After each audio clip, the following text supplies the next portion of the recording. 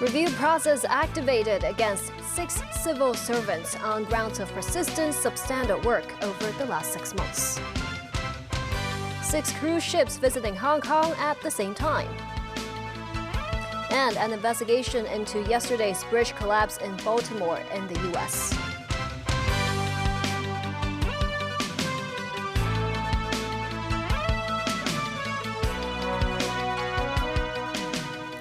Good evening, and thank you for joining us. It has been around 6 months since the Civil Service Bureau implemented a streamlined mechanism to retire civil servants on grounds of persistent substandard work. Under the new mechanism, the review process has been activated for 6 government officers so far. 1 civil servant has been forced to resign. Chief Executive John Lee announced in his 2022 policy address the intention to strengthen management of the civil service. For officers whose performance is persistently poor despite supervision and assistance, their appointments should be terminated. Under the streamlined mechanism, chances for officers to explain one's case are reduced from 4 times to twice. Specified observation period can only be extended once under specific circumstances, with the removal of the independent committee within the department. In a written reply to queries from lawmakers, the Civil Service Bureau said since September last year, a total of 6 officers have been issued with a notification that activates the review process. 3 officers remain under observation. 1 case improved performance during the observation period and has a disciplinary action suspended. Another civil servant will be issued with a letter of intent because work performance has remained subpar.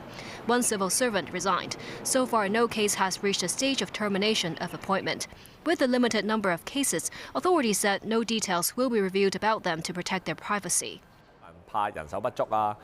Apart from slamming the slow process in retiring civil servants with poor performance, lawmaker Dominic Lee slammed the Civil Service Bureau for using privacy reasons as a pretext to keep such cases under wraps. Meanwhile, over the past 6 months, 1 civil servant has been retired under the old mechanism, which took about 2 years and 7 months. The new mechanism aims to trim the processing time to within half a year. The Civil Service Bureau said for the backlog of cases, they will proactively monitor the progress of the responsible departments and provide suggestions when the need arises. 4 cruise ships carrying some 10,000 visitors arrived in Hong Kong today. The ships have docked at the Kai Tak Cruise Terminal and the Ocean Terminal. Timothy Lee tells us more. Seaborne travelers on board 2 cruise ships made their way to the Kai Tak Cruise Terminal earlier today. One of them was the Mindshift 5, which calls the SAR its home port. The other was the Serenade of the Seas, which sailed to the city for the first time. Some 5,000 passengers of the cruise ships made landfall. Many of them said they couldn't wait to enjoy the world-renowned shopping paradise. This tourist from Singapore said Hong Kong offers a lot of items not available in her country, and that she looks forward to trying the local cuisine. Oh, we come to see the beautiful city. We've never been here before. We're going to go to Victoria Harbor and take the tram up and see the city and other sites along the way. We're going to go downtown to take a photo with the statue of Bruce Lee. I think it's here. So, and then maybe try some local food. I'm just here for today, and then after that, I'm going to a whole different place. So I'm not limiting myself. Yeah, I can spend as much as I can just to make sure I have a good time when I'm here. Secretary for Culture, Sports and Tourism Kevin Yeung, as well as Commissioner for Tourism Vivian Sum, arrived at the cruise terminal earlier to greet the visitors. The officials also took the opportunity to suggest some exhibitions and landmarks to them. The upsurge in visitors led to long queues for public transport in the area. Besides taxis and free shuttle buses traveling between the terminal and shopping malls in Kwun Tong, tour buses have been arranged to carry passengers to locations such as Mong Kok, the West Kowloon Cultural District, and Causeway Bay. Passenger fees cost between $40 and $100. Meanwhile, another 2 cruise ships from the U.S. and Germany docked at the Ocean Terminal in Tsim Sha Tsui, bringing around 5,000 visitors to the city. Timothy Lee, TVB News. Hong Kong Express has reported a record-breaking number of passengers this month at over 500,000. The airline stresses passenger flight capacity has surpassed that of the pre-pandemic era and predicted a further growth of 20% to 30% within this year. Timothy Lee again. With the Easter holidays coming up in just a few days, many residents are eager for the opportunity to travel abroad. This, as HK Express said, its passenger load factor, or occupancy rate, reached over 90% this week and is set to continue to rise. The airline noted its passenger flight capacity in January reached 140% of that of the pre-pandemic era, and plans to reach its target of 170% by the end of the year. Its fleet has also grown to 40 aircraft compared with 23 before the pandemic. Regarding the number of passengers, HK Express carried close to 1.3 million passengers in the first 3 months of this year, with the airline serving some 500,000 passengers alone this month, breaking previous records. HK Express CEO Jeanette Mao emphasized the airline's plan to expand its list of destinations this year, particularly on the Chinese mainland. By end of this year, we expect to increase the destination to 30 and also to have a more balanced network between Northeast Asia, Southeast Asia, and mainland China. Although we don't have any flights to Greater Bay Area, but actually among every four passengers, one of them on HK Express actually coming from Greater Bay Area. And this is a very potential and very big market. Every month we have more than 150,000 passengers coming from Greater Bay Area. So, and also compared to other markets, the Greater Bay Area passenger are younger, which is also a very potential targeted audience to fuel our future growth. Facing a rising number of both destinations and passengers, the HK Express CEO stressed the airline currently employs more than 800 pilots and flight attendants and will try to hire an additional 500 people this year. HK Express said they will address the manpower shortage problem by making more hires in the mainland. The airline believes such employees will better facilitate the growing number of tourists coming from the Greater Bay Area. Timothy Lee, TVB News. President Xi Jinping met with American business leaders as well as senior representatives from the strategic and academic communities in Beijing today. The meeting took place at the Great Hall of the People, and attendees included leaders from Blackstone, Qualcomm, and Harvard's John F. Kennedy School of Government. Xi said the success of China and the United States is each other's opportunity.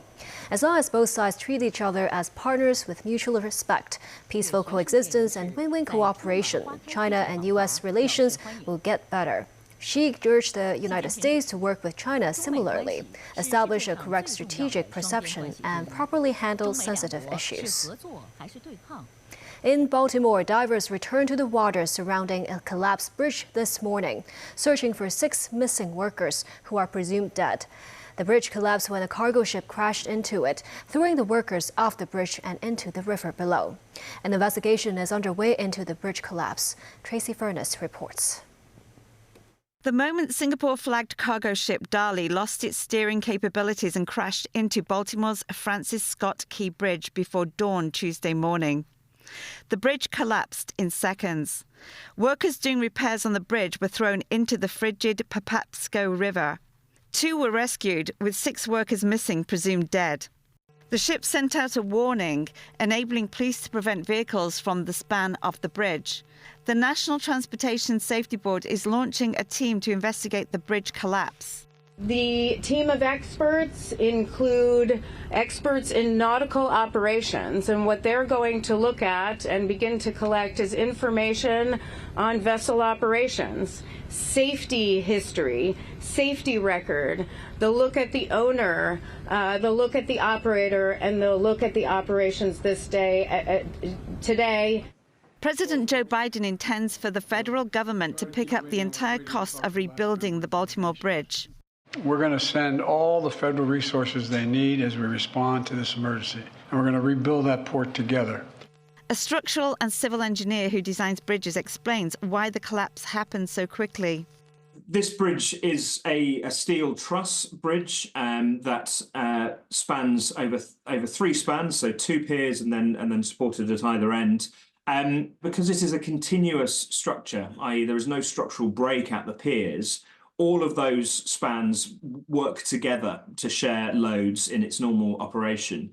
And much like a stack of books, if you take one of those supports out, unfortunately that will pull all 3 spans over. Maryland residents say they are worried about the economic impact of the bridge collapse, as it will take years to rebuild. The Beltway is going to be down for 4 years, but the main thing they got to do right now is get that shipping channel open. That's our biggest moneymaker in the whole state, right there, the Port of Baltimore.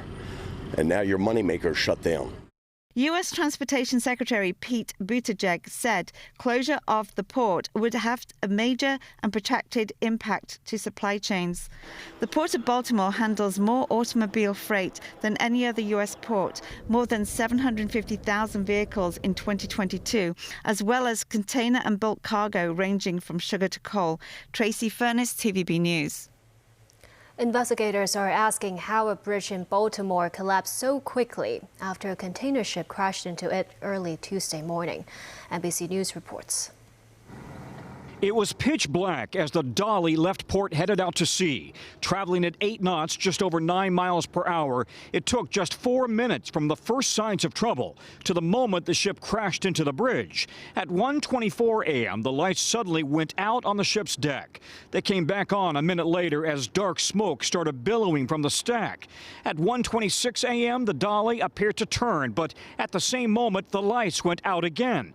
2 minutes later, at 1:28 a.m., the ship collided with the bridge, the superstructure quickly crumbling into the river below. We searched best we could this sunken vessel. Among the questions for investigators, did the bridge have sufficient barriers to protect its support structures? Once the bridge is impacted directly in one of its piers, Key Bridge or another bridge, that's going to be the end. Under U.S. law, ships entering and leaving U.S. ports must use a local pilot to help navigate the waters. They have all the knowledge of the waterways. They memorize the charts. They can literally draw the chart from scratch on a piece of paper. Early this morning, a local pilot was on the ship. There's nothing worse on the bridge of a ship when everything goes quiet. Already tonight, ships that can't get in are backed up outside Baltimore Harbor. Now 24 NTSB investigators are on the scene. They will recover the ship's data recorders, examine the ship's safety and maintenance records. Any sort of maintenance that was done to a vessel. An online database shows the ship has had 27 inspections since 2015, with 2 deficiencies found. Last year, a problem with propulsion. In 2016, the ship hit the port in Antwerp, damaging its hull. Because the ship is flagged to Singapore, a team from that country is also responding. Built in 1977, the Francis Scott Key Bridge was constructed to handle heavy traffic. Experts say removing the wreckage from the water, then rebuilding the bridge could take years. And still ahead, U.S. and Israeli defense ministers meet after the UN Security Council resolution calling for an immediate ceasefire in Gaza. And a case of murder and attempted suicide in Kowloon Town.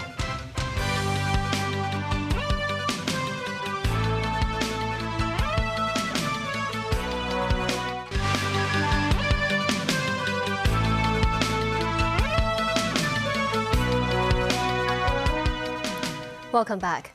The UN Security Council resolution calling for an Israel-Hamas ceasefire during the remainder of Ramadan has had little impact on the ground in Gaza. The war continues with multiple strikes, and truce talks are making little progress. David Garrett reports. Buildings continue to be turned into sandpits, dust in the air and rubble on the ground. The latest strike comes hours after a non-binding UN Security Council resolution called for a ceasefire during Ramadan, a move not blocked by Washington. Yet the death count rises. 16 were said to have been killed here. Health officials put the total since October at more than 32,000. The mourning continues and the tears are flowing. We were watching the news and happy about the ceasefire. We said the war would end, Mahmoud says. A missile destroyed the house. There were 40 people inside. Abstention. A day on from the US not standing in the way of a UN call for a stop in the fighting, Israeli Defense Minister Yoav Gallant met with his American counterpart Lloyd Austin. There was clear tension in the Pentagon. The 2 defense chiefs sat across from each other. A second Israeli delegation to Washington was cancelled after the US chose not to use its veto power at the UN Security Council. Hamas claims Israel is losing protection and the US is unable to impose its will internationally. The means to achieve our goals, the destruction of Hamas organization and bringing back the Israeli hostages back home. The negotiation on the hostages issue and Hamas positions require us to join hands in our military and diplomatic efforts and to increase pressure on Hamas. Ease the humanitarian crisis in Gaza. The safety of the 1.5 million Palestinian civilians in Rafah is also a top priority for the United States. Now, we continue to share the goal of seeing Hamas defeated. So we'll discuss alternative approaches to target Hamas elements, and we must also plan for Israel's security after this conflict ends.